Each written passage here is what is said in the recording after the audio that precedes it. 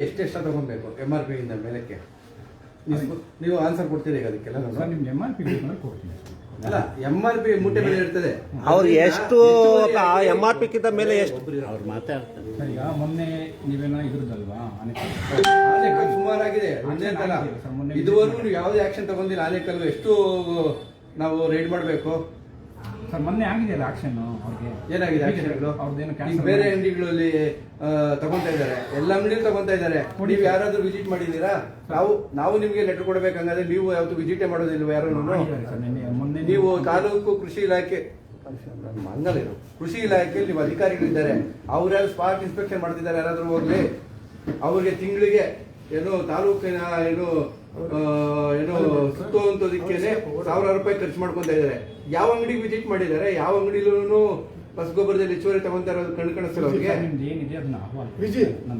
ಇವ್ರ ಹತ್ರ ಮಾತಾಡಿ ಕಿವಿ ಏನ್ ಹೇಳ್ತಾರೆ ಏನ್ ಬೇಕೋ ಕೇಳಿ ನಾವ್ ಹೇಳ್ತೀವಂತ ಕೇಳಿ ಅವರೇ ಹೇಳಿದ್ದು ಅಹವಾಲು ಏನ್ ಕೊಡ್ಬೇಕಣ್ಣ ಅಹವಾಲು ಕೊಡ್ಬೇಕಂತ ಸರ್ಕಾರದಲ್ಲಿ ಇದೆನಾ ಏನು ಕೇಳಿದೆ ಅವ್ರು ಏನು ಕೇಳಿದೇನೆ ನಮ್ಗೆ ಏನು ಮಾಹಿತಿ ಕೊಟ್ಟಿಲ್ಲ ಅಂದ್ರೆ ಆ ಮಾತಿಗೆ ನಾನು ಹೇಳಿ ಇವಾಗ ಮಾಹಿತಿ ಕೇಳ್ತಾರೆ ಜಾಯಿಂಟ್ ಡೈರೆಕ್ಟರ್ ಏನು ಉತ್ತರ ಕೊಡ್ತಾರೆ ಅದಕ್ಕೆ ನೀವು ಜವಾಬ್ದಾರನಾ ಸರ್ ಅವ್ರು ಏನು ಕೇಳಿದೇನೆ ಲೈವ್ ಹಿಡ್ಕೊಂಡು ಹೌದು ಸರ್ ನಿಮ್ಮ ಐಡೆಂಟಿ ಕಾರ್ಡ್ ಕೇಳಿದ್ದಾರೆ ಸರ್ ನಿಮ್ ಪದನಾಮ ಹಾಕಿಲ್ಲ ಸರ್ ಆಯ್ತು ನಾಳೆ ID ಕಾರ್ಡ್ ಹಾಕಿಲ್ಲ ಯಾಕೆ ಸರ್ ಇವತ್ತು ಸಂಬಳ ಬಿಟ್ಬಿಡ್ತೀರಾ ಸರ್ ಆಯ್ತು ಸರ್ ನಾಳೆಯಿಂದ ಹಾಕ್ತೀನಿ ID ಕಾರ್ಡ್ ನಾಳೆ ಅನ್ನೋದು ಹಾಳೆ ಸರ್ ಇವತ್ತು ಪ್ರಿಂಟ್ ತೆಗೆದು ಮೆಡಿಸಿ ಸರ್ ನಿಮ್ಮ ಪದನಾಮ ನಿಮ್ಮ ಕೆಲಸ ಒಂದು ಹಾಕಿ ಸರ್ ಜವಾಬ್ದಾರಿ ನಿಮ್ಗೆ ನಮ್ಗಿಂತೂ ಹೆಚ್ಚಿರ್ತದೆ ಸರ್ಕಾರಿ ಪೇಪರ್ ಇದೆ ಒಂದು ಹಾಕಿ ಯಾವ ಇಲಾಖೆ ಅನ್ನೋದು ಗೊತ್ತಾಗಬೇಕು ಇಲ್ಲಿ ಟಪಲ್ ಸೆಕ್ಷನ್ ಯಾವುದು ನೀವು ಬೇರೆ ಇಲಾಖೆಗಳಿಗೆ ಯಾಕಂದ್ರೆ ಸಂಬಂಧಪಟ್ಟದ್ದು ಈಗ ನಿಮ್ಮ ಆನೇಕಲ್ ಡಿವಿಷನ್ ಯಾವ್ದು ಗೊತ್ತಾಗ್ತಾ ಇಲ್ಲ ಇಲ್ಲಿ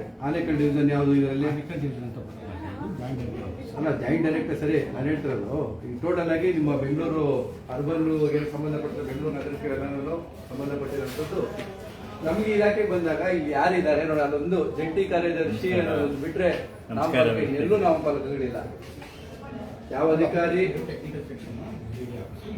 ಹೌದು ಯಾಕಂದ್ರೆ ಸಾರ್ವಜನಿಕರು ಬಂದಾಗ ನಾವು ನೋಡೋದೇ ಫಸ್ಟ್ ನಿಮ್ಮ ನೋಡೋದಿಲ್ಲ ನಾಮಫಲಕ ಯಾರಿದ್ದಾರೆ ನಾವು ಅರ್ಜಿ ಯಾರು ಕೊಡ್ಬೇಕಾಗ್ತದೆ ಯಾರ ಹತ್ರ ನಾವು ಕಾಂಟ್ಯಾಕ್ಟ್ ಮಾಡ್ಬೇಕು ಅನ್ನೋದು ನಮ್ಗೆ ಮಾಹಿತಿ ಗೊತ್ತಾದ್ರೆ ನಾವು ನೇರವಾಗಿ ಅವ್ರನ್ನೇ ಭೇಟಿ ಮಾಡ್ತೀವಿ ಅಲ್ಲಿ ಬಂದ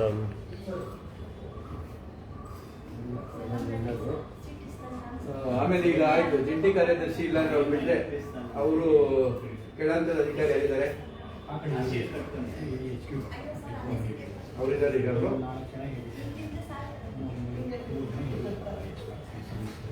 ಅವರಿದ್ದಾರೆ ಈಗ ಡ್ಯೂಟಿ ಬಂದಿದಾರ ಇಲ್ಲಾಂದ್ರೆ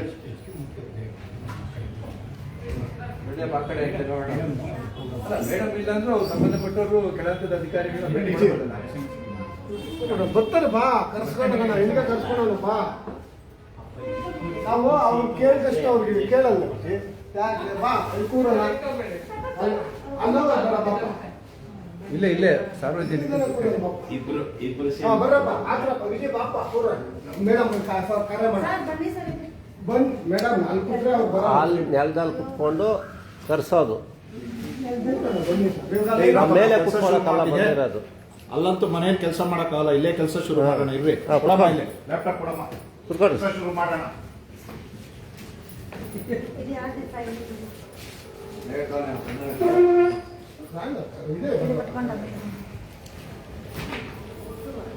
ಮೇಡಮ್ ನಮಸ್ಕಾರ ನಿಮ್ಮ ಆಫೀಸ್ ಮುಂದ್ಗಡೆ ಕುತ್ಕೊಂಡಿದ್ದೀರಿ ಮೇಡಮ್ ನಾವು ಒಂದಷ್ಟು ಜನ ಬಂದು ಫೇಸ್ಬುಕ್ ಲೈವ್ ಮಾಡ್ಕೊಂಡು ಕುತ್ಕೊಂಡಿದ್ದೀರಿ ನಿಮ್ಮ ಸಿಬ್ಬಂದಿಗಳು ಯಾರು ಐಡೆಂಟಿ ಕಾರ್ಡು ಪದನಾಮಗಳಂತೂ ಅಡ್ರೆಸ್ಗೆ ಇಲ್ಲ ಜನ ಸಿಬ್ಬಂದಿನೂ ಇಲ್ಲ ಬಿಡಿ ನಿಮ್ಮ ಸಿಬ್ಬಂದಿಗಳೆಲ್ಲ ಲೈವ್ ಅಲ್ಲಿ ನೋಡ್ತಾ ಇರಿ ಬೇಕಾದ್ರೆ KRS ಪಾರ್ಟಿ ಆನೇಕಲ್ ಅಂತ ನೋಡ್ತಾ ಇದ್ದಾರೆ ಈಗ ನಿಮ್ಮ ಚೇಂಬರ್ ಅಲ್ಲಿ ನಾವೆಲ್ಲ ನಿಮ್ ಮೇಡಮ್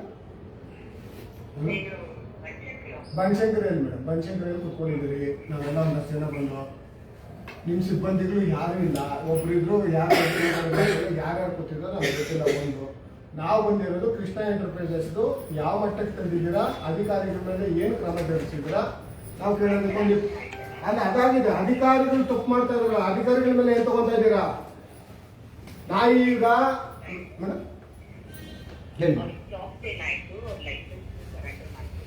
ಹೌದು ಮೇಡಮ್, ಲೈಸೆನ್ಸ್ ಸರೆಂಡರ್ ಮಾಡಿದ್ದಾರೆ. ಅಧಿಕಾರಿಗಳು ನಮಗ್ ಕಣ್ಣು ಕಾಣಿಸ್ತಾ ಇದೆ, ಅಲ್ಲಿ ಅಧಿಕಾರಿಗಳಿದ್ದಾರೆ. ಅಧಿಕಾರಿಗಳು ಕಣ್ಣು ಕಾಣಿಸಿಲ್ಲ ಅಂದ್ರೆ ಅಧಿಕಾರಿಗಳಿಗೆ ಎಷ್ಟು ನೋಟಿಸ್ಗಳು ಕೊಟ್ಟಿದ್ದೀರಾ? ಯಾವುದು ಏನು ಅಧಿಕಾರಿಗಳಿಂದ ಏನ್ ತಪ್ಪಾಗಿದೆ ಅಂತ ನೀವ್ ಹೇಳ್ತಾ ಮೇಡಮ್, ಈಗ ಅಂಗಡಿಯಲ್ಲಿ ಹೆಚ್ಚುವರಿ ಮಾರಾಟ ಆದಾಗ ಸಾರ್ವಜನಿಕರು ನಮಗ್ ಗೊತ್ತಾಗ್ತಾ ಇದೆ. ಅಲ್ಲಿನ ಅಧಿಕಾರಿಗಳು ಅಂಗಡಿಗಳನ್ನ ನೋಡ್ಕೊಳ್ಳುವ ಅಧಿಕಾರಿಗಳು ಅವ್ರಿಗೆ ಯಾಕೆ ಗೊತ್ತಾಗ್ತಾ ಇಲ್ಲ? ಅವ್ರ ಮೇಲೆ ಯಾಕೆ ಕ್ರಮ ಇಲ್ಲ? ಕೊಟ್ಟಿದ ತಕ್ಷಣ ಇದು ಕ್ರಮ ನಾವು ತಗೊಂಡಿದೀವಿ. ಮುಂದೆ ನಾನು ಅಧಿಕಾರಿ ಹಂಗೆ ಕೊಡಿ ಮೇಡಮ್. ಈಗ ನೀವು ಆಗಿರ್ಬೇಕು ಅಂತ ಅಲ್ಲ 100% ನೀವು ಪ್ಲೀಸ್ ರ್ಯಾಂಡಮ್ ಆಗಿ ಚೆಕ್ ಮಾಡ್ತಾರೆ. ಎಲ್ಲ ಅಂಗಡಿಗೂ ಹೋಗಕ್ಕಾಗಲ್ಲ.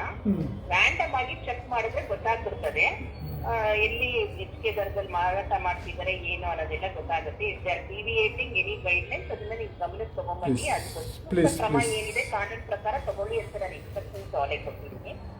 ಫರ್ದರ್ ನಿಮಗೂ ಏನಾದ್ರೂ ಗೊತ್ತಾದಾಗ ನಿಮಗೆ ಇನ್ಫಾರ್ಮ್ ಮಾಡ್ತೀರಾ. ಕಂಪ್ಲೇಂಟ್ಸ್ ಬಂದಾಗ ಇಮಿಡಿಯೇಟ್ ಆಗಿ ಆಕ್ಷನ್ ತಗೊಳ್ತೀವಿ. ಸೊ ಅದೆಲ್ಲ ಆಗ್ತಾ ಇದೆ. ನಾನು ಮಾತಾಡ್ಬೋದಾ ಮೇಡಮ್? ಆಮೇಲೆ ಮೇಡಮ್ ಹೋಬಳಿ ಲೆವೆಲ್ ಫಾರ್ಮರ್ಸ್ ಏನಿದ್ದಾರೆ ಅದಕ್ಕೆ ಈಗ ನೋಡಿ dealers private dealers progressive farmers ಏನಿದ್ದಾರೆ ಅವ್ರಿಗೂ FPOಗಳಿರ್ಬೋದು, ನಿಮ್ಮಂತವ್ರು ಇರ್ಬೋದು. ನೀವು ಕೂಡ ಲೈಸೆನ್ಸ್ ತಗೊಂಡು ನೀವು ಮಾಡಿದ್ರೆ ಒಳ್ಳೇದು. ನಿಮ್ಮಂತವ್ರು ಮುಂದೆ ಬರ್ಬೇಕು. ಈಗ ನಾವ್ ಏನ್ ಮಾಡ್ತೀವಿ, ಇವರು ನಮ್ಗೆ ಸೀಸನ್ ಟೈಮಲ್ಲಿ ಪ್ರಾಬ್ಲಮ್ ಆಗ್ಬಾರ್ದು ಅಂತ ಅನ್ಬಿಟ್ಟು ಆ ಕ್ವಾಲಿಫಿಕೇಶನ್ ಇತ್ತು ಅಂದ್ರೆ ಅಂತವ್ರಿಗೆಲ್ಲ ಕೊಟ್ಕೊಂಡ್ ಬರ್ತಾ ಇದೀವಿ. ಅವರೆಲ್ಲ ಈ ತರ ಎಲ್ಲ ಕೆಲಸಗಳು ಮಾಡ್ತಾರೆ. ನಿಮ್ಮಂತೂ ಪ್ರಜ್ಞಾವಂತರು ಸ್ವಲ್ಪ ಪೂರಕವಾಗಿ ಕೃಷಿಕರಿಗೆ ಪೂರಕವಾಗಿ ಕೆಲಸ ಮಾಡುವಂತರು ತಗೊಂಡ್ ಮಾಡಿದ್ರೆ ಯಾವುದೇ ತರದ ಸಮಸ್ಯೆಗಳಾಗಲ್ಲ. ನಾನು ಹೇಳ್ಬೋದಾ, ಮಾತಾಡ್ಬೋದಾ ಮೇಡಮ್? ಈಗ ನಾನು ಇದೇ ಅಂಗಡಿ ಪರ್ಪಸ್ ಆಗಿ 3 ಸತಿ ನಾನು ಇಟ್ಕೊಟ್ಟಿದ್ದೀನಿ ಮೇಡಮ್. 3ನೇ ಬಾರಿ ಈ ಸತಿ ನಿಮ್ಗೆ ಇಟ್ಕೊಟ್ಟಿರೋದು 3ನೇ ಬಾರಿ. ನಮಗೆ ಸಾರ್ವಜನಿಕರಿಗೆ ಇವ್ರು ಮಾರಾಟ ಮಾಡ್ತಾ ಇರೋದು ಗೊತ್ತಾಗ್ತಾ ಇದೆ. ನೀವು ಹೋಬಳಿ ಲೆವೆಲ್ ಅಲ್ಲಿ ಅಧಿಕಾರಿಗಳು ಕೊಟ್ಟಿದ್ದೀರಾ. ಎಲ್ಲಾ ಹೋಬಳಿಗಳಲ್ಲೂ ಇರೋದು ಮೇಡಮ್. ಚಂದಾಪುರ ಒಂದ್ ನಿಮಿಷ ಮೇಡಮ್, ಒಂದು ಪ್ಲೀಸ್. ಈಗ ಸರ್ಜಾಪುರದಲ್ಲಿ ಒಂದು ಅಂಗಡಿ ಇದೆ, ಬಿಟ್ಟು ದೊಂಸಂದ್ರ ಕ್ರಾಸ್ ಅಲ್ಲಿ ಒಂದಿದೆ, ಬಿಟ್ಟು ಚಂದಾಪುರ ಒಂದಿದೆ, ಅತ್ತಿಪಿಯಲ್ಲಿ ಇದೆ, ಆನೆಕಲ್ಲಿದೆ. ಎಲ್ಲಾ ಕಡೆ ನಿಮ್ಮ ಅಧಿಕಾರಿಗಳಿದ್ದಾರೆ ಅಲ್ವಾ ಮೇಡಮ್? ಆ ಅಧಿಕಾರಿಗಳ ಅಂಗಡಿ ನೋಡ್ಕೊಂಡ್ರೆ ಇನ್ನೇನು ನಾವೇನ್ ನೋಡಂಗಿಲ್ಲ. ಅಧಿಕಾರಿ ಅಲ್ಲಿರುವ ಏನಪ್ಪ ಮೇಡಮ್ ಹೆಸರು ಶಕುತ್ಲಾ ಮೇಡಮ್ ಅವರು ನೋಡ್ಕೊಂಡಿದ್ರೆ ಈ ಅಂಗಡಿಯಲ್ಲಿ ಹೆಚ್ಚುವರಿ ಮಾರಾಟ ಆಗ್ತಾ ಇರ್ಲಿಲ್ಲ. ಒಂದ್ಸತಿ ಎಲ್ಲ 4 ಬಾರಿ ಇಟ್ಕೊಟ್ಟಿದ್ದೀರಿ ಮೇಡಮ್ಗೆ. ಹಾಗಾಗಿ ಮೇಡಮ್ಗೆ ಎಷ್ಟು ನೋಟಿಸ್ ಕೊಟ್ಟಿದ್ದೀರಾ? ನೀವು ಬನ್ನಿ, ನಾವು ಕೂತಿದ್ದೀರಿ. ಬೇಕಾದ್ರೆ ಇವತ್ತು ರಾತ್ರಿ ಎಲ್ಲ ಕೂರ್ಬೇಕಾ? ನಾವೊಂದು 20 ಜನ ಕೂತ್ಕೊಂಡಿದ್ದೀರಿ. ಇನ್ನೂ ಕೂತ್ಕೊಳ್ಳೋಣ, ಬೇಕಾದ್ರೆ ಇಲ್ಲೇ ಮಲಗ್ತೀರಿ ಕಚೇರಿಯಲ್ಲಿ. ನಾವು ಧರಣಿ ಮಾಡೋಣ. ಅರ್ಥ ಆಯ್ತಾ? ನಮ್ಗೆ ನಮ್ಮ ಹೋರಾಟಕ್ಕೆ ಬೆಲೆ ಬರ್ಬೇಕಾಗ್ತದೆ. ಅದೇ ಈಗ ಈ ಡಿಸ್ಕಷನ್ ನಾನು ಇಲ್ಲಿ ಸಮಾಜದ ಎಲೆಕ್ಷನ್ ನಡೀತಾ ಇದೆ. ನಾನು ಚುನಾವಣೆ ಅಧಿಕಾರಿ ಆಗಿದ್ದೀನಿ. ಅದು ಎಲೆಕ್ಷನ್ ನಡೀತಾ ಇದೆ. ಕಳ್ಸ್ಕೊಡಿ ಮೇಡಮ್, ನಿಮ್ ಸಂಬಂಧಪಟ್ಟ ಅಧಿಕಾರಿಗಳು ಕಳ್ಸ್ಕೊಡಿ, ನಾವು ಕೂತ್ಕೊಂಡು ಅದನ್ನೇ. ಹಾಗಾಗಿ ಅದು ಎಲೆಕ್ಷನ್ ಅಲ್ಲಿ ಆಮೇಲೆ ಅದನ್ನು ಈಗ ಈಗಲೂ ನಾವು ಏನಂದ್ರೆ ಹಿಂಗೆ ಔಪಚಾರಿಕವಾಗಿ ಡಿಸ್ಕಷನ್ ಮಾಡ್ಬೇಕಾದ್ರೆ ಈಗ ನಮ್ಮ ಹೋಬಳಿ ಮಟ್ಟದಲ್ಲಿ ಒಂದೊಂದೇ ಅಧಿಕಾರಿಗಳಿದ್ದಾರೆ, ಒಬ್ರು ಇಬ್ಬರು ಇರ್ತಾರೆ. ಇಡೀ ಹೋಬಳಿ ನೋಡ್ಕೋಬೇಕಾಗತ್ತೆ. ಹಾಗಾಗಿ ನಾವು ಅವರೇ ಹೇಳ್ತಾ ಇದ್ರು ಸಮಾಜದವರು ಒಂದು ಪ್ರಪೋಸಲ್ ಕಳ್ಸೋಣ ಗವರ್ಮೆಂಟ್ಗೆ. ಅಂದ್ರೆ ನಮ್ಗೆ ಗ್ರೌಂಡ್ ಲೆವೆಲ್ ಸ್ಟಾಫ್ ಬೇಕು. ಹಿಂದೆ ಗ್ರಾಮ ಸೇವಕರು ಅಂತಿದ್ರು, ನಿಮ್ಗೂ ಈಗಿಲ್ಲ. ಅದೇ ಸಮಸ್ಯೆ ಆಗ್ತಾ ಇರೋದು ಮೇಡಮ್. ಈಗ ಮೇಡಮ್ ಒಂದ್ ನಿಮಿಷ ಮೇಡಮ್ ಒಂದೇ ಒಂದ್ ಸೆಕೆಂಡ್ ಮೇಡಮ್. ಒಂದೇ ಸೆಕೆಂಡ್ ಮೇಡಮ್. ನಿಮ್ಮ ಅಧಿಕಾರಿಗಳು ಪದೇ ಹೇಳ್ತಾ ಇದ್ದೀನಿ, ಯಾಕಂದ್ರೆ ಅರ್ಥ ಮಾಡ್ಕೊಳ್ಳಿ. ನಿಮ್ಮ ಅಧಿಕಾರಿಗಳಿಗೆ ದೂರಿನ ಮುಖಾಂತರ ಬಂದು ಕೆಲಸ ಮಾಡಿದ್ರೆ ₹1 ತಗೊಳಕ್ಕಾಗ್ತಲ್ಲ. ಯಾಕೆ ಲಂಚ ಬರ್ತಾ ಇಲ್ವಾ ಮೇಡಮ್? ನಿಮ್ಮ ಅಧಿಕಾರಿಗಳು ಹೋಬಳಿ ಲೆವೆಲ್ ಅಧಿಕಾರಿಗಳಿಗೆ ಬ್ಯಾಗ್ ತುಂಬ್ತಾ ಇಲ್ವಾ ಮೇಡಮ್? ಬ್ಯಾಗ್ಗಳು ಮೇಡಮ್ ನಾವೆಲ್ಲ ತರಕಾರಿ ಎಷ್ಟು ಬ್ಯಾಗ್ಗಳು ಹೊತ್ಕೊಂಡು ಹೋಗ್ತಾರೆ ಮೇಡಮ್? ಇಲ್ಲಿ ಕೇಳಿ, ತರಕಾರಿ ಎಷ್ಟು ಬ್ಯಾಗ್ಗಳು ತಗೊಂಡು ಹೋಗ್ತಾರೆ, ಆಮೇಲೆ ದುಡ್ಡು ಬ್ಯಾಗ್ಗೆ ಎಷ್ಟು ಹಾಕೊಂಡು ಹೋಗ್ತಾರೆ ಅಧಿಕಾರಿಗಳು ಗೊತ್ತಿಲ್ವಾ ಮೇಡಮ್? ಕಣ್ಣು ಮುಚ್ಕೊಂಡು ಹಾಲು ಕೊಡ್ದಂಗ. ಎಲೆಕ್ಷನ್ ಪ್ರೋಸೆಸ್ ಅಲ್ಲಿ ಇದ್ದೀನಿ, ಆದ್ರೂ ಕೂಡ ನಿಮ್ ಫೋನ್ ಅದಕ್ಕೆ ಪ್ಲೀಸ್ ಈಗ ನೀವು ಬಿಸಿ ಇದ್ರೆ ನಿಮ್ಮನ್ನ ಕಟ್ ಮಾಡ್ತೀರಿ, ಬಿಟ್ಕೊಡ್ತೀರಿ ಮೇಡಮ್. ದಯವಿಟ್ಟು ಇಲ್ಲಿರುವ ಅಧಿಕಾರಿ, ನಿಮ್ಗೆ ಯಾರು ನಿಮ್ ಕೆಳಗಡೆ ಅಧಿಕಾರಿ ಇದ್ದಾರೆ, ನಾವು ಧರಣಿ ಕುತ್ಕೊಂಡಿದ್ದೀರಿ, ನೀವು ಕಳ್ಸಿಕೊಡಿ ಇಲ್ಲಿಗೆ. ನಮ್ಮ ಅಹವಾಲುಗಳು ಹೇಳ್ತೀರಿ, ಅಹವಾಲುಗಳು ಕ್ಲಿಯರ್ ಆಗಿಲ್ಲ ಅಂದಾಗ ನಾವು ಬಾಗಿಲಾಗ್ತೀರಿ. ನಮ್ಮ ಮೇಲೆ ನೀವು FIR ಹಾಕೋದು ಚಿಂತೆ ಇಲ್ಲ. ನೀವು ಕಳ್ಸ್ಕೊಳ್ಳಿ ನಿಮ್ಮ ಅಧಿಕಾರಿಗಳಿಗೆ, ನಾವು ಮಾತಾಡ್ಬೇಕಾಗ್ತದ. ನಿಮ್ಮ ಕಚೇರಿ ಬಾಗಲಲ್ಲಿ ಎಲ್ಲಾ ಕುತ್ಕೊಂಡಿದ್ದೀರಿ ಮೇಡಮ್. ದಯವಿಟ್ಟು ಕಳಿಸಿ ಮೇಡಮ್. ನೀವು ಕಳ್ಸ್ಕೊಡಿ ಮೇಡಮ್. ಇದೊಂದೇ ಅಲ್ಲ, ನಾನು ಹೇಳ್ತೀನಿ ಕೃಷ್ಣ, ಇದು ಬಿಡಿ. BM ಫರ್ಟಿಲೈಸರ್ ಎಷ್ಟು ಲಂಚ ತಗೊಂಡಿದ್ದಾರೆ ನಾನು ಹೇಳ್ತೀನಿ. ಕಳಿಸಿ ಮೇಡಮ್, ಕಳಿಸಿ ನಿಮ್ಮ ಅಧಿಕಾರಿನ ಕಳಿಸಿ. ಯಾರು ಬೇಕಾದ್ರೂ ಕಂಪ್ಲೇಂಟ್ಸ್ ಕೊಡಬಹುದು. ಅದ್ರ ಬಗ್ಗೆ ನಾವ್ ಏನ್ ಕಾನೂನು ಪ್ರಕಾರ ಕ್ರಮ ತಗೊಳಕ್ಕಾಗುತ್ತೆ ತಗೊಳ್ತೀವಿ. ಪ್ಲೀಸ್ ಕಳಿಸ್ಕೊಡಿ ನಿಮ್ಮ ಅಧಿಕಾರಿನ ಕಳಿಸ್ಕೊಡಿ. ಕೆಳಗಡೆ ಮೇಲೆ ಇದ್ದೀರಾ? ನಿಮ್ಮ ಡೋರ್ ಮುಂದ್ಗಡೆ ಇದೀರಿ ಮೇಡಮ್, ನೀವು ಕೂರ್ತೀರಲ್ಲ, ನಾನು ಕಳಿಸ್ತೀನಿ ನಿಮ್ ಡೋರ್ ಮುಂದ್ಗಡೆ ಲೈವ್ ಹೋಗ್ತಾ ಇದೆ ನೋಡಿ ಮೇಡಮ್. ಓಕೆ. ನೋಡಿ ವೀಕ್ಷಕರೇ, ಇವತ್ತು ಕೃಷಿ ಜಂಟಿ ಅಧಿಕಾರಿ ಹತ್ರ ಮಾತಾಡಿದ್ದು ಮೇಡಮ್ ಅವ್ರ ಹತ್ರ. ಮೇಡಮ್ ಅವರು ಪದನಾಮ ಮತ್ತೆ ತೋರಿಸ್ಬಿಡಪ್ಪ, ಅಲ್ಲೇ ಇದೆ. ಹಾಗಾಗಿ ಜಂಟಿ ಕೃಷಿ ನಿರ್ದೇಶಕರು, ಅರ್ಥ ಆಯ್ತಾ? ಈ ದಿನ ನಾವು ಬಂದಿರೋದು ಸಜ್ಜಾಪುರದ ಕೃಷ್ಣ ಎಂಟರ್ಪ್ರೈಸಸ್ 3ನೇ ಬಾರಿಗೆ, ನಮಗೆ ಬೇರೆಯವ್ರಿಗೆ ಬಿಟ್ಟು 3ನೇ ಬಾರಿಗೆ ಹೆಚ್ಚುವರಿ ಹಣ ತಗೊಂಡಿದ್ದು ಲೈವ್ ಮುಖಾಂತರ ಕಾಣಿಸಿದೆ. ಅದನ್ನ ಯಾಕೆ ಪದೇ ಪದೇ ರಿನ್ಯೂವಲ್ ಕೊಡ್ತಾ ಇದ್ದಾರೆ? ಅವ್ರು ಬಿಟ್ರೆ ಇನ್ಯಾರು ಪ್ರಪಂಚದಲ್ಲಿ ಆ ಸಜ್ಜಾಪುರದಲ್ಲಿ ಇನ್ನೊಬ್ಬ ಗೊಬ್ಬರದ ಅಂಗಡಿ ಇಲ್ವಾ? ಇಲ್ಲ ಅವರೇ ಇವ್ರಿಗೆ ನನ್ನ ಏನ್ ತುಂಬ್ತಾ ಇದ್ದಾರೆ. ಈ ತಾಲೂಕು ಅಧಿಕಾರಿಗಾಗಿರ್ಬೋದು, ಕವನಗಳು ಎಷ್ಟು ರೀತಿಯಲ್ಲಿ ಕವನ ಹೇಳ್ತಾರಪ್ಪ. ತಾಲೂಕು ಅಧಿಕಾರಿ ಇದ್ದೀರಲ್ಲ ನೀವು, ಏನು ಕೃಷಿ ಇಲಾಖೆ ಅಧಿಕಾರಿ, ತಾಲೂಕು ಅಧಿಕಾರಿ, ಕವನಗಳು ಹೇಳಕ್ಕೆ ಮಾತ್ರ ನೀವು ಏನು ಒಂದು ಹೆಸರುವಾಸಿ ಅಷ್ಟೇ. ಈ ಭ್ರಷ್ಟಾಚಾರಕ್ಕೆ ಇನ್ನೊಂದಕ್ಕೆ ನೀವು ಹೆಸರುವಾಸಿ ಅಲ್ಲ. ಯಾಕಂದ್ರೆ ನೀವು ಅವರ ಜೊತೆಯಲ್ಲಿ ಶಾಮೀಲಾಗಿ ಹೋಗ್ತಾ ಇದ್ದೀರಾ. ಯಾಕಂದ್ರೆ ನಾನು ಹಲವು ಬಾರಿ ಹಿಡ್ಕೊಟ್ಟಾಗ, ನೀವು ಆನೆಕಲ್ಲಲ್ಲಿ ಪರ್ಮನೆಂಟ್ ಆಗಿದ್ದಾಗ ಇದೇ ಏನಿದೆಯೋ ಇದೇ ಭ್ರಷ್ಟಾಚಾರ ನಡೆಸಿದ್ರೆ, ಇವತ್ತು ಕನಕಪುರಕ್ಕೆ ಹೋಗಿ ಇದು ಇನ್ಚಾರ್ಜ್ ಆಗಿ ಆನೆಕಲ್ಲಲ್ಲಿ ಇದ್ರು ಕೂಡ ಅದೇ ಚಾಲಿಯನ್ನ ಮುಂದುವರ್ಸ್ಕೊಂಡು ಹೋಗ್ತಾ ಇದ್ದೀರಾ. ನೀವು ತಾಲೂಕು ಅಧಿಕಾರಿಯಾಗಿ ನೀವು ಏನು ಕ್ರಮಗಳು ಜರುಗಿಸ್ಬೇಕಾಯ್ತು ಆ ಜರುಗಿಸೋದಕ್ಕೆ ವಿಫಲರಾಗಿದ್ದೀರಾ. ಆ ಸ್ಥಾನಕ್ಕೆ ನೀವು ಅನ್ಫಿಟ್ ಅಧಿಕಾರಿ ಅಂತ ಹೇಳೋದಕ್ಕೆ, ನಾವು ಇಂಜರಿದ್ದೀರಾ ಹೇಳೋದಕ್ಕೆ ಇಷ್ಟಪಡ್ತೀನಿ. ಯಾಕೆ ಅಂದ್ರೆ ಒಂದು ಕೃಷ್ಣ ಎಂಟರ್ಪ್ರೈಸಸ್ ಅಲ್ಲಿ ಒಂದು ಬಾರಿ ತಪ್ಪು ಮಾಡಿದಾಗ ಸರಿ ಏನೋ ಆಯ್ತು ಅಂತ ಹೇಳ್ಬೋದು. ಇದು 3ನೇ ಬಾರಿಗೆ ಏನು ತಪ್ಪು ಮಾಡಿದ್ರು ಸಸ್ಪೆಂಡ್ ಮಾಡಿ ಒಂದು 6 ತಿಂಗಳು ಇಟ್ಕೊಂಡು ಆಮೇಲೆ ನೀವು ಯಾವ ರೀತಿಯಲ್ಲಿ ಕೊಡ್ತಾ ಇದ್ದೀರಾ, ಅದರಲ್ಲಿ ಏನ್ ನಿಮ್ಗೆ ಲಾಭ ಇದೆ ಅನ್ನೋದಕ್ಕೆ ಸಾರ್ವಜನಿಕರಿಗೆ ಅರ್ಥ ಮಾಡ್ಕೊಳ್ಳಿ. ಎಲ್ಲ ಅಧಿಕಾರಿಗಳು ಯಾಕೆ ಪದೇ ಪದೇ ತಿರ್ಗಾ ಅವ್ರು ಕೊಡ್ತಾ ಇದ್ದಾರೆ ಅನ್ನೋದಕ್ಕೆ ನೀವೇ ಅರ್ಥ ಮಾಡ್ಕೊಳ್ಳಿ ಅಂತ ಹೇಳ್ತಾ, ಈ ಅಧಿಕಾರಿಗಳು ಏನು ತಾಲೂಕು ಕೃಷಿ ಅಧಿಕಾರಿ ಇರ್ಬೋದು, ಜಂಟಿ ಬೆಂಗಳೂರು ಆಗಿರುವಂತ JD ಅಧಿಕಾರಿ ಆಗಿರ್ಬೋದು, ಹಾಗಾಗಿ ಈ ಅಧಿಕಾರಿಗಳಿಗೆ ಇಚ್ಛಾಶಕ್ತಿ ಇಲ್ಲದೆ ಇರೋದ್ರಿಂದಾನೇ ಈ ಭ್ರಷ್ಟಾಚಾರ ಮತ್ತು ಈ ಅಂಗಡಿಗಳಲ್ಲಿ ಹಗಲು ದರೋಡೆ ಅಂತ ಹೇಳ್ಬೋದು. ರೈತಗಳ ಹತ್ರ, ರೈತರೇ ನಮಗೆ ಬೆನ್ನೆಲುಬು, ರೈತರಿಲ್ಲದೆ ನಾವಿಲ್ಲ ಅಂತ ಹೇಳುವ ಬಡ ಕೊಚ್ಕೊಳ್ಳುವ ಸರ್ಕಾರಗಳಿಗೆ ಕಣ್ಣಿಗೆ ಕಾಣಿಸ್ತಾ ಇಲ್ಲ. ಕೃಷಿ ಮಂತ್ರಿಗಳು ಕಾಣೆ ಆಗಿದ್ದಾರೆ. ಹುಡುಕಿ ಕೊಡಿ ಅಂತ ಹೇಳ್ಬೇಕನ್ನೋ ಗೊತ್ತಿಲ್ಲ.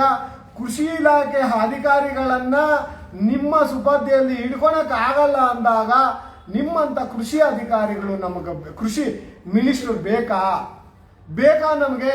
ಕೃಷಿ ಅಧಿಕಾರಿಗಳನ್ನ ನಿಮ್ಮ ಹತೋಟಿಯಲ್ಲಿ ಇಟ್ಕೊಳಕ್ ಆಗೋದಿಲ್ಲ ಅಂದಾಗ ನಿಮ್ಮಂತ ಕೃಷಿ ಮಿನಿಸ್ಟರ್ ನಮಗೆ ಬೇಡ ಅಂತ ಕಡ್ಡಿ ಮುರಿದಂಗೆ ಹೇಳೋದಕ್ಕೆ ಇಷ್ಟಪಡ್ತೀನಿ. ಸಾರ್ವಜನಿಕರೇ, ನೀವೆಚ್ಚೆತ್ಕೊಳ್ಳಿ. ಈ ಭ್ರಷ್ಟಾಚಾರ, ರೈತರೇ ನಮ್ಮ ಬೆನ್ನೆಲುಬು ಅನ್ನೋರ ರೈತರ ಹತ್ರ ಸುಲಿಗೆ ಮಾಡ್ತಾ ಇರುವ ಅಧಿಕಾರಿಗಳಾಗಿರ್ಬೋದು, ಅದ್ರ ಜೊತೆಲಿ ಅವರು ಇದಾರೆ ನನಗೆ ಗೊತ್ತಿಲ್ಲ. ಅಧಿಕಾರಿಗಳಂತೂ ಹಗಲ್ದರೋಡೆ ಮಾಡೋದಂತೂ ನಿಲ್ಲಿಸಲೇ ಇಲ್ಲ.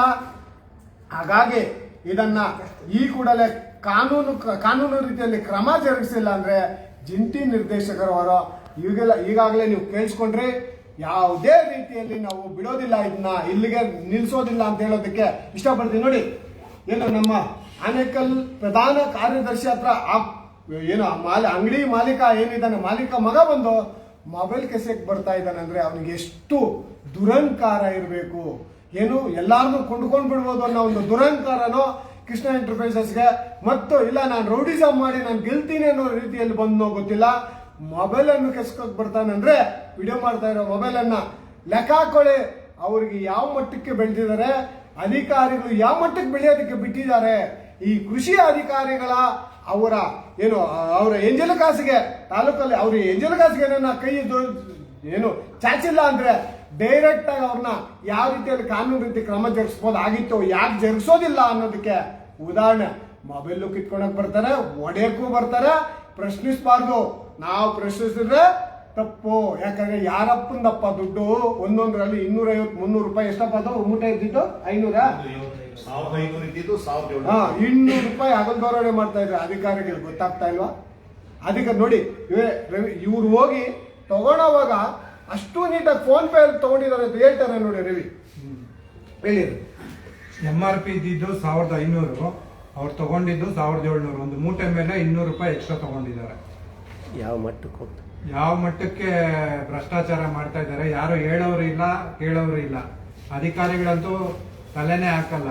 ಅಧಿಕಾರಿಗಳು ಆ ಜಾಗದಲ್ಲಿ, ಆ ತಾಲೂಕು ಹೋಬಳಿಯಲ್ಲಿ ಏನಿದ್ದಾರೆ ಅಧಿಕಾರಿಗಳು ಪದೇ ಪದೇ ಅಲ್ಲಿ ಹೋಗಿ ಗಮನಿಸ್ತಾ ಇದ್ದಿದ್ರೆ ಈ ತರ ಮಾಡ್ತಾ ಇರ್ಲಿಲ್ಲ ಯಾರು. ಹರೀಶ್, ನಿನಗೆ ಮೊಬೈಲ್ ಟಿಪ್ ಮಾಡಕ್ ಬಂದಿಲ್ಲ, ಯಾವ ತರ ಆಯ್ತು ಅದನ್ನ ವಿವರಿಸುವಾಗ ಹೇಳಪ್ಪ, ಜನ ಕೇಳಿಸ್ಕೊಳ್ಳಿ. ನಮಸ್ಕಾರ ವೀಕ್ಷಕರೇ, ನಾವು ನಮಗೆ ದೂರ ಬಂದ ಇದನ್ನ ತಗೊಂಡೋಗಿ ಚೆಕ್ ಮಾಡೋಣ ಅಂತ ಹೇಳಿ ನಾವು ಅವತ್ತು ಆ ದಿನ ಕೃಷಿ ಗೊಬ್ಬರದ ಅಂಗಡಿಗೆ ಹೋದಾಗ ವಿಡಿಯೋ ಮಾಡ್ತಾ ಇದ್ವಿ. ಆಚೆಯಿಂದ ವಿಡಿಯೋ ಮಾಡೋವಾಗ ಬಂದು ಖುದ್ದಾಗಿ ಮಾಲೀಕನ ಮಗ, ಇನ್ನೂ ಅವರು ಅಗ್ರಿಕಲ್ಚರ್ ಡಿಪ್ಲೊಮಾ ಮಾಡ್ತಾ ಇದ್ದಾನಂತೆ ಹುಡುಗ, ಇದರ ಪರ್ವೇ ಇಲ್ದಂಗೆ ಮೊಬೈಲ್ ನ ಕಿತ್ಕೊಂಡು ಏನ್ ಮಾಡ್ಕೊಂತೀರಿ ವಿಡಿಯೋ ಮಾಡ್ಕೊಂಡು ಅಂತ ಹೇಳ್ಬಿಟ್ಟು ಧಮಕಿ ಕೊಡ್ತಾನೆ, ಆಚೆಗೆ ತಳ್ತಾನೆ ನಮ್ಮನ್ನ. ಆ ಲೆಕ್ಕದಲ್ಲಿ ಹೋಗ್ತಾ ಇದೆ ಅಂದ್ರೆ ಕೃಷಿ ಇಲಾಖೆ ಅಲ್ಲಿನ ಅಧಿಕಾರಿ, ಸರ್ಜಾಪುರ ಹೋಬಳಿ ಅಧಿಕಾರಿ ಏನ್ ಮಾಡ್ತಾ ಇದಾರೆ, ಕಣ್ಮುಚ್ಕೊಂಡು ಕೂತಿದಾರ ಅವರು. ನಾವು ಪ್ರಶ್ನೆ ಮಾಡಿದಾಗ ಮಾತ್ರ ಅವ್ರಿಗೆ ಅರಿವು ಬರುತ್ತೆ ಹೊರತು ಬೇರೆ ಯಾವುದೇ ಕಾರಣಕ್ಕೂ ಅವ್ರ ಅಲ್ಲಿಂದ ಹೋಗಿ ಚೆಕ್ ಮಾಡ್ತಾ ಇಲ್ಲ ಯಾವುದನ್ನು. ಇಷ್ಟು ಮಾತ್ರ ಜವಾಬ್ದಾರಿ ಇರೋ ಕೃಷಿ ಇಲಾಖೆಯಲ್ಲಿ ಇಷ್ಟು ಮಾತ್ರ ಜವಾಬ್ದಾರಿ ಇದೆ ಅನ್ನೋದು ನಮ್ಮ ಸಾರ್ವಜನಿಕರಿಗೆ ಮಂದಟ್ಟಾಗ್ತಾ ಇದೆ. ನೋಡಿ, ಇದು ನಮ್ಮ ಭ್ರಷ್ಟಾಚಾರ ಯಾವ ಮಟ್ಟಕ್ಕೆ ಹೋಗಿದೆಯೋ. ಒಂದು ಸರ್ಕಾರ ಚೇಂಜ್ ಆದಾಗ ಇನ್ನೊಂದು ಸರ್ಕಾರ ಬಂದಾಗ 10% ರೈಸ್ ಆಗ್ತಾನೆ ಹೋಗ್ತಾ ಇದೆ. ಈ ಭ್ರಷ್ಟಾಚಾರ ವಿಧಾನಸೌಧ ಗೊತ್ತಾಗ್ದಿರ ಏನಿಲ್ಲ, ಕಣ್ಣು ಮುಚ್ಕೊಂಡು ಬೆಕ್ಕ ಹಾಲು ಕುಡ್ದಂಗಲ್ಲ ಇದು. ಅಧಿಕಾರಿಗಳಿಗೂ ಗೊತ್ತು, ಮಿನಿಸ್ಟ್ರುಗಳಿಗೂ ಗೊತ್ತು, ಚೀಫ್ ಮಿನಿಸ್ಟ್ರಿಗೂ ಗೊತ್ತು, ಅಗಲ್ದೋರಡೆ ಆಗ್ತಾ ಇದೆ ಅಂತ ಗೊತ್ತು. ಆದ್ರೆ ನಾವು ಕಂಟ್ರೋಲ್ ಮಾಡೋದಿಲ್ಲ. ಸಾರ್ವಜನಿಕರ ಹತ್ರ ಸುಲಿಗೆ ಮಾಡ್ಕೊಂಡು ತಿನ್ಕೊಂಡು ಹೋಗ್ತಾ ಇದ್ದೀರಿ. ಅದು ಬಿಟ್ರೆ ನಾವೇನು ಮಾಡೋದಿಲ್ಲ ಅನ್ನೋದಕ್ಕೆ ಇದಕ್ಕಿನ ಉದಾಹರಣೆ ಇನ್ನು ಬೇಕಾಗಿಲ್ಲ. ಎಲ್ಲಾ ತಾಲೂಕುಗಳಲ್ಲೂ, ನಮ್ಮ ತಾಲೂಕು ಆನೇಕಲ್ ತಾಲೂಕಲ್ಲ ಅಂತಲ್ಲ, ಆನೇಕಲ್ ತಾಲೂಕಲ್ಲೇ ಯಾರು MLA ಇದಾರೋ ಆ MLA ಇವೆಲ್ಲ ನೋಡ್ಕೊಬೇಕಾಗಿತ್ತು. MLA ನೋಡ್ಕೊಂತಾ ಇಲ್ಲ. MLA ಗೆದ್ದು ಮನೆಯಲ್ಲಿ ಇದ್ದಂಗೆ ಆಗೋಗಿದೆ. MLAಗೆ ಯಾವ ರೀತಿಯಲ್ಲಿ ಈ ಅಧಿಕಾರಿಗಳಿಂದ ಸಪೋರ್ಟ್ ಇದೆಯೋ ನನಗಂತೂ ಅರ್ಥ ಆಗ್ತಾ ಇಲ್ಲ. ಇದನ್ನೆಲ್ಲ ದಂಡಿಸಬೇಕಾಗಿರುವ ಅಲ್ಲಿರುವ MLA ಯಾಕೆ ಮಾತಾಡ್ತಾ ಇಲ್ಲ, ಅಲ್ಲಿರುವ ಅಧಿಕಾರಿಗಳು ಯಾಕೆ ಮಾತಾಡ್ತಾ ಇಲ್ಲ, ಇಲ್ಲಿರುವ ಜಂಟಿ ನಿರ್ದೇಶಕರು ಯಾಕೆ ಮಾತಾಡ್ತಾ ಇಲ್ಲ? ಇದರಲ್ಲಿ ಎಲ್ಲ ಕುಲ್ಲವಾಗಿ ಇದರಲ್ಲಿ ದುಡ್ಡು ಕಿತ್ಕೊಂಡು ತಿಂತಾ ಇದ್ದಾರೆ ಹೊರತು ರೈತರೇ ನಮ್ಮ ಬೆನ್ನೆಲುಬು ಅನ್ನೋದಕ್ಕೆ ಬೆನ್ನಿಗೆ ಚೂರಿ ಆಗ್ತಾ ಇದ್ರೆ ಆ ಚೂರಿನ ನೋಡಿ ಕೂತ್ಕೊಳ್ಳಿ ನೀವು, ನಿಮ್ಮ ಕೆಲಸ ಅಷ್ಟೇ ಅನ್ನೋದನ್ನ ಸಾರ್ವಜನಿಕರಿಗೆ ತೋರಿಸಿಕೊಡ್ತಾ ಇದ್ದಾರೆ. ಸಾರ್ವಜನಿಕರೇ, ಆ ತಾಲೂಕಲ್ಲಿರುವ MLA ಈ ಕೆಲಸ ಮಾಡಬೇಕು, ನಾವಲ್ಲ. MLA ಈ ಅಧಿಕಾರಿಗಳೆಲ್ಲ ಕಂಟ್ರೋಲ್ ಮಾಡಬೇಕಾಗಿರೋದು, ಅವ್ರಿಗೆ ಅಧಿಕಾರ ಇರೋದು, ಅವ್ರು ಮಾಡಬೇಕು. ನೋಡಿ, ಆನೇಕಲ್ ತಾಲೂಕಲ್ಲಿ ಅಗಲ್ದೋರಡೆ ರೇಷನ್ ಅಗಲ್ದೋರಡೆ ಆಗ್ತಾ ಇದೆ, ಗೊಬ್ಬರ ಅಗಲ್ದೋರಡೆ ಆಗ್ತಾ ಇದೆ, ತಾಲೂಕ್ ಕಚೇರಿಯಲ್ಲಿ ಲಂಚ ಇಲ್ಲದೆ ಕೆಲಸ ಆಗ್ತಾ ಇಲ್ಲ. ತಾಲೂಕು ಪಂಚಾಯತಿ ಮತ್ತು ಗ್ರಾಮ ಪಂಚಾಯತಿಗಳಲ್ಲಿ ಅಕ್ರಮವಾಗಿ ಖಾತಾಗಳು ಇನ್ನೊಂದು ತುಂಬಿ ಕುಣಿತಾ ಇದೆ. ಕಾಂಚನ ಅಂತಾರಲ್ಲ, ಕಾಂಚನ ಕುಣಿತಾ ಇದೆ ಎಲ್ಲ ಗ್ರಾಮ ಪಂಚಾಯತಿಗಳಲ್ಲೂ. ಅದನ್ನ ಕೇಳಕ್ ರೆಡಿ ಇಲ್ಲ MLA. ಎಲ್ಲಾ ರೋಡ್ಗಳಲ್ಲೂ ಯಾವುದೇ ರೀತಿಯಲ್ಲಿ ಹೋದ್ರೂ ಅದನ್ನ ಮೇಂಟೆನೆನ್ಸ್ ಅಂತ ಮಾಡೋದೇ, ಅದನ್ನ ಮೇಂಟೆನೆನ್ಸ್ ಅನ್ನೋದನ್ನ ತಾಲೂಕು MLA ಗುರುಸಿಸಿ ಆ ಇಂಜಿನಿಯರ್ಗಳನ್ನ ಕರೆಸಿ ಚಾಟಿ ಬೀಸಬೇಕಾಗಿರುವ MLA ಇಲ್ಲ. ನಿದ್ದೆ ಹೋಗ್ತಾ ಇದಾರೋ ಏನೋ ಗೊತ್ತಿಲ್ಲ. ಹಾಗಾಗಿ ಈ ತಾಲೂಕುಗಳಲ್ಲಿ ಈ ಆನೇಕಲ್ ತಾಲೂಕು ಬಡವಾಗಿ ಹೋಗಿದೆ. ಅಧಿಕಾರಿಗಳು ಯಾರೇ ಕೆಲಸ ಮಾಡ್ತಾ ಇಲ್ಲ. ಈ ಕೆಲಸ ಮಾಡಿಸ್ಬೇಕಾಗಿರುವ ಕಾರ್ಯಾಂಗ ಏನ್ ಮಾಡ್ತಾ ಇದೆಯೋ, ಶಾಸಕಾಂಗ ಕಾರ್ಯಾಂಗ ಕೆಲಸ ಮಾಡ್ತಾ ಇಲ್ಲ ಅನ್ನೋದಕ್ಕೆ ಶಾಸಕಾಂಗ ಏನ್ ಮಾಡ್ತಾ ಇದೆ? ಶಾಸಕಾಂಗ ಯಾಕೆ MLA ಏನ್ ಮಾಡ್ತಾ ಇದಾರೆ? ನಮ್ಮ ತಾಲೂಕಲ್ಲಿ MLA ಇದಾರ? ಯಾಕೆ ಈ ಭ್ರಷ್ಟಾಚಾರ ತಾಲೂಕಲ್ಲಿ ಕುಣಿತಾ ಇದೆ? ಕಾಂಚನ, ಆ ಕಾಂಚನನ ಕಂಟ್ರೋಲ್ ಮಾಡಬೇಕಾಗಿರುವ MLA ಎಲ್ಲಿ? ಯಾಕೆ ಕೆಲಸ ಮಾಡ್ತಾ ಇಲ್ಲ? ಎಲ್ಲಾ ರೀತಿಯಲ್ಲಿ ಕೃಷಿ ಇಲಾಖೆಯಲ್ಲಿ ಭ್ರಷ್ಟಾಚಾರ, ರೆವಿನ್ಯೂ ಡಿಪಾರ್ಟ್ಮೆಂಟ್ ಅಲ್ಲಿ ಭ್ರಷ್ಟಾಚಾರ, ನೀವು ಸಬ್ ರಿಜಿಸ್ಟರ್ ಅಂತೂ ಕುಣಿತಾ ಇದೆ ಕಾಂಚನ. ಎಲ್ಲೇ ಹೋಗಿ ಸ್ವಾಮಿ, ಆನೇಕಲ್ ಟೌನ್ ಪ್ಲಾನಿಂಗ್ ಅಲ್ಲಿ ಹೋಗ್ಲಿ, ಎಲ್ಲೇ ಕುಣಿತಾ ಇದೆ. ಒಂದು MLA ಆಗಿ ಕಂಟ್ರೋಲ್ ಮಾಡ್ತಾ ಇಲ್ಲ ಅಂದಾಗ ನೀವು ಅರ್ಥ ಮಾಡ್ಬೇಕು ಸಾರ್ವಜನಿಕರೇ, ಈ MLA ನಮಗೆ ಕೆಲ್ಸಕ್ಕೆ ಬರ್ತಾರಾ ಇಲ್ಲ MLA ಅವ್ರನ್ನ ನಾವು ಚೇಂಜ್ ಮಾಡ್ಬೇಕಾ ಅನ್ನೋದನ್ನ ನೀವ್ ಎಚ್ಚೆತ್ಕೊಬೇಕು. ತಾಲೂಕು ಅಧಿಕಾರಿಗಳೇ, ಈ ಮಟ್ಟಕ್ಕೆ ಭ್ರಷ್ಟಾಚಾರ ಆದ್ರೆ ನಾವು ಎಲ್ಲದಕ್ಕೂ ಲಂಚ ಕೊಟ್ಕೊಂಡು ಇವ್ರಿಗೆ ಟ್ಯಾಕ್ಸ್ ಕಟ್ಕೊಂಡು ನಾವು ಬದುಕಕ್ ಆಗೋದೇ ಇಲ್ಲ. ನಾವು ನಮ್ಮ ಮನೆಗಳನ್ನ ಮಾರ್ಕೊಂಡ್ರು ಆಗೋದಿಲ್ಲ. ಇವರೆಲ್ಲ ಸರಿ ಮಾಡ್ತಾರೆ ಅನ್ನೋದಕ್ಕೆ ಇವ್ರನ್ನ ಇಟ್ಕೊಂಡು ನಾವು ಈ ಮಟ್ಟಕ್ಕೆ ಭ್ರಷ್ಟಾಚಾರಗಳನ್ನ ತುಂಬಿ ಕುಣಿತಾ ಇದೆ ಆನೇಕಲ್ ತಾಲೂಕು. ಇಡೀ ಕರ್ನಾಟಕದಲ್ಲಿ ತುಂಬಿ ಕುಣಿತಿದೆ. ಆದ್ರೂ ನಮ್ಮ ತಾಲೂಕಲ್ಲಿ ಒಂದು ಮಟ್ಟಕ್ಕೆ ಹೆಚ್ಚೆಲ್ಲ ಕುಣಿತಾ ಇದೆ ಅನ್ನೋದು ಹೇಳೋದಕ್ಕೆ ನಿಮ್ಗೆ ಇಷ್ಟಪಡ್ತೀನಿ. ಇಷ್ಟು ಹೇಳ್ತಾ ನನ್ನ ಧಿಕ್ಕಾರ ಆನೇಕಲ್ಲಲ್ಲಿ ಮಾಡ್ತಾ ಇರುವ ಶಾಸಕಾಂಗ ಕಾರ್ಯಾಂಗ ಯಾರು ಕೆಲಸ ಮಾಡ್ತಾ ಇಲ್ಲ ಅಂತ ಹೇಳೋದಕ್ಕೆ ಇಷ್ಟಪಡ್ತಾ ನನ್ನ ಮಾತು ಮುಗಿಸ್ತಾ ಇದ್ದೀನಿ. ಈಗ ತಾಲೂಕು ಅಧ್ಯಕ್ಷರು ಮಾತಾಡ್ತಾರೆ. ತಾಲೂಕು ಅಧ್ಯಕ್ಷರು ಇದು ಮಾಡೋದು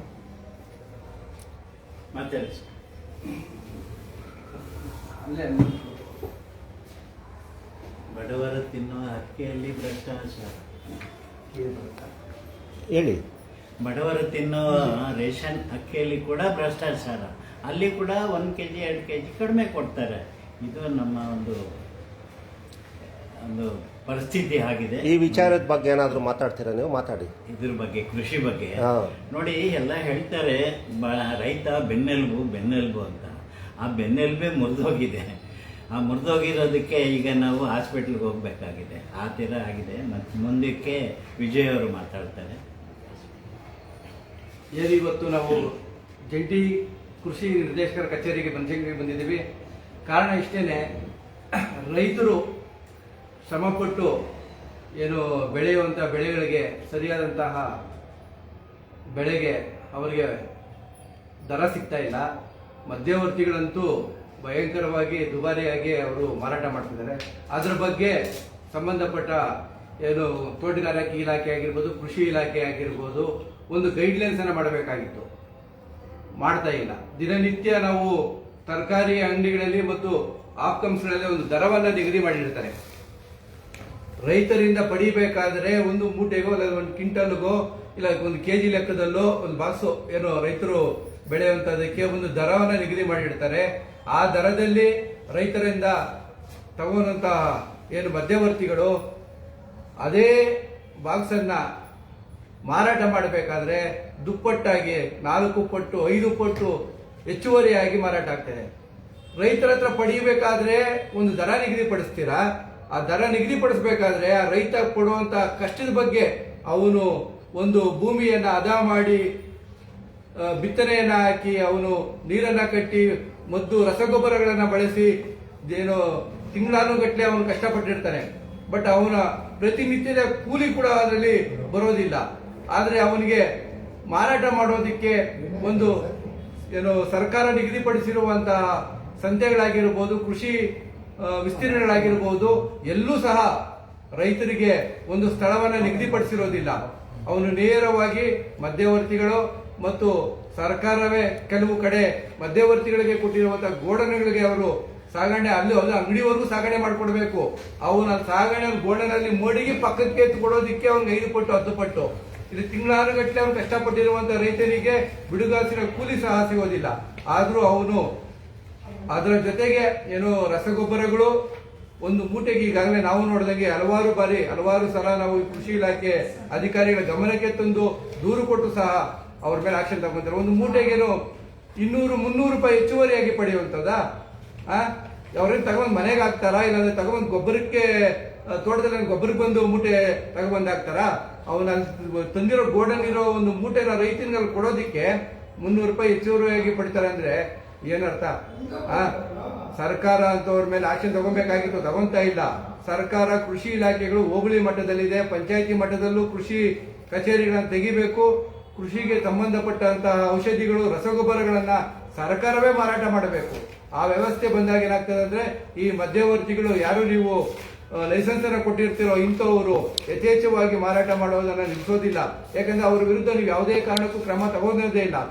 ಈಗ ಮತ್ತೆ ರಸಗೊಬ್ಬರದ ಅಭಾವ ಆಗೇ ಆಗ್ತದೆ. ಸರ್ಜಾಪುರಿ ಹೋಬಳದಲ್ಲಿ ಈಗಾಗಲೇ ಒಂದು 4-5 ಅಂಗಡಿಗಳನ್ನ ನೀವು ಈ ರೀತಿಯಾಗಿ ಲಾಕ್ಔಟ್ ಮಾಡಿ ಸೀಲ್ಗಳನ್ನ ಮಾಡಿದಾಗ ಏನಾಗ್ತದೆ ಅಂದ್ರೆ ರೈತರಿಗೆ ರಸಗೊಬ್ಬರದ ವಿತರಣೆಯಲ್ಲಿ ವ್ಯತ್ಯಾಸ ಆಗ್ತದೆ. ಸರ್ಕಾರ ಈ ಕೂಡಲೇ ಕೃಷಿ ಇಲಾಖೆ ಸರ್ಜಾಪುರ ಇದೆ, ಚಂದಾಪುರ ಇರ್ಬೋದು, ಅತ್ತಿಬೆಲೆ ಆಗಿರ್ಬೋದು, ಸರ್ಕಾರಿ ಕಚೇರಿಯಲ್ಲೇನೆ ನಿಮ್ಮ ಕೃಷಿ ಇಲಾಖೆಯಲ್ಲೇನೆ ಬೇಕಾದಷ್ಟು ಜಾಗ ಇದೆ, ಕೃಷಿ ಇಲಾಖೆ ಜಾಗಗಳು. ಅದರಲ್ಲಿ ರಸಗೊಬ್ಬರವನ್ನ ತರಿಸಿ ರೈತರಿಗೆ ನೀವು ಕೊಡಬೇಕು. ಯಾವುದೋ ಕೃಷ್ಣ ಎಂಟರ್ಪ್ರೈಸಸ್ ಮತ್ತೊಂದು ಅಂಗಡಿಯೋ ಸೀಜ್ ಆಗಿದೆ, ನಾವು ರಸಗೊಬ್ಬರ ಸಪ್ಲೈ ಮಾಡಕ್ಕಾಗಲ್ಲ ಅನ್ನೋ ಸಬೂಬಾರ ಹೇಳಿ ಅಲ್ಲಿ ರೈತರಿಗೂ ಸಹ ಮೋಸ ಆಗೋ ರೀತಿಯಲ್ಲಿ ನೀವು ಸಂಬಂಧಪಟ್ಟ ಅಧಿಕಾರಿಗಳು ಕ್ರಮ ಜರುಗಿಸಿಲ್ಲ ಅಂದ್ರೆ ನೀವು ಏನ್ ಮಾಡ್ತಿರೋ ಗೊತ್ತಿಲ್ಲ. ಸರ್ಕಾರದ ಕಡೆಯಿಂದ ರೈತರಿಗೂ ಸಹ ಗೊಬ್ಬರ ವಿತರಣೆ ಆಗುವಂತ ಕೆಲಸ ಆಗಬೇಕು.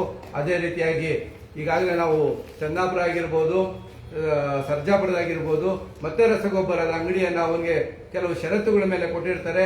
ಆದರೂ ಅವರು ಯಾವುದೇ ಷರತ್ತುಗಳನ್ನು ಅವರು ಫಾಲೋ ಮಾಡದೆ ಮತ್ತೆ ಈಗ 3ನೇ ಬಾರಿ ಕೃಷ್ಣ ಎಂಟರ್ಪ್ರೈಸಸ್ ಅವರು ಉಲ್ಲಂಘನೆ ಮಾಡಿರೋದು. ಯಾಕೆ ಉಲ್ಲಂಘನೆ ಮಾಡ್ತಾ ಇದ್ದಾರೆ ಅಂದ್ರೆ ಅಧಿಕಾರಿಗಳಿಗೆ ಅವರಿಗೆ ತಿಂಗಳಿಗೆ ಹೋಗ್ಬೇಕಾಗಿರುವಂತದ್ದು ಹೋಗ್ತಾ ಇರೋದ್ರಿಂದ ಈ ರೀತಿಯಾಗಿ ತಪ್ಪುಗಳು ಮಾಡ್ತಾನೆ ಇರ್ತಾರೆ. ತುಂಬಾ ಜನ ರೈತರು ಯಾಕೆ ಇದನ್ನ ಕ್ವಶನ್ ಮಾಡಕ್ ಆಗ್ತಾ ಇಲ್ಲ ಅನ್ನೋದಾದ್ರೆ ನೋಡಿ, ಈಗ ನಾವ್ ಯಾವ್ದೋ ಒಂದು ವಿಡಿಯೋ ಮಾಡಬೇಕಾದ್ರೆ ನಮ್ಮ ಮೇಲೆ ದಬ್ಬಾಳಿಕೆ ಮಾಡೋದು, ಇನ್ನೊಂದು ಮತ್ತೊಂದು, ನಾವೆಲ್ಲದಕ್ಕೂ ಸಿದ್ಧರಾಗೆ ಈ ಹೋರಾಟಕ್ಕೆ ನಾವು ಇಳಿದಿರೋದು. ನಮ್ಮ ಮೇಲೆ ದಬ್ಬಾಳಿಕೆಗಳು, ದೌರ್ಜನ್ಯಗಳು, ನೀವು ಕೈ ಎತ್ತುವಂಥದ್ದು ಸಹಜ. ಯಾಕಂದ್ರೆ ಅದು ನಿಮ್ಗೆ ತಪ್ಪು ಮಾಡಿದಾಗ ಪಾಪ ಬರ್ತದೆ. ನಾವು ತಪ್ಪು ಮಾಡೋದಿಲ್ಲ.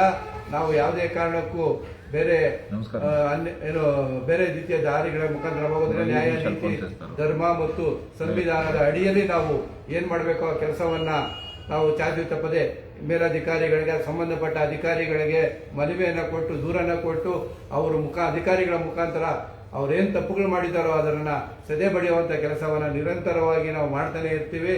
ಯಾವುದೇ ಕಾರಣಕ್ಕೂ ಈ ಹೋರಾಟ ನಿಲ್ಲೋದಿಲ್ಲ.